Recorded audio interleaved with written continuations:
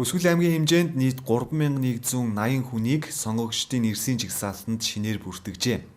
Улсын их хурлын сонгуулийн 39-р тойргийн зөвхөн Аршаанд суманд л ихэд 526 шин сонгогч саналаа өгөхөөр гинэтгэн нэмэгдчихэд байгаа юм а.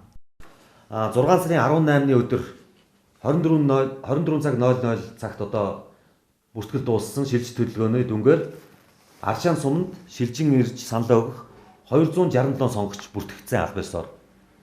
Гэвч бид бүхэн өнөөдөр авсан тоо мэдээллээр энэ тоо маань хуулийн хугацаа дууссан байхад 526 болж өссөн байна. Нэгсэндээ 259 сонгогч нэмэгдэж ирлээ.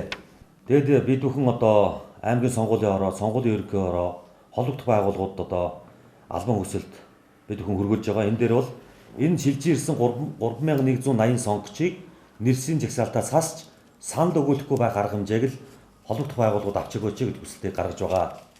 Аршаанд сумын сонгогчдын жагсаалтанд шинээр нэмэгдсэн 526 хүн нь тус сумын нийт сонгогчдын 30 орчим хувийг эзэлж байгаа нь аймаг орон нутгийн иргэдийн сонгох эрхийг үнгүйдүүлэх, дарах, булан авах хууль зөрчсөн үйлдэл болж байна. Иймээс Хүсгэл аймгийн Монгол Ардын намын зүгээс нэрсийн жагсаалтанд нэмж бүртгэсэн хөвсгөлийн иргэн бус нийт 3180 зарцааг санал өгүүлэхгүй байх. Энэхүү хууль зөрчсөн үйлдэлийг хууль хяналтын болон тагнуулын байгууллагуудад өгч шалгуулахаа мэдэгдэж байна.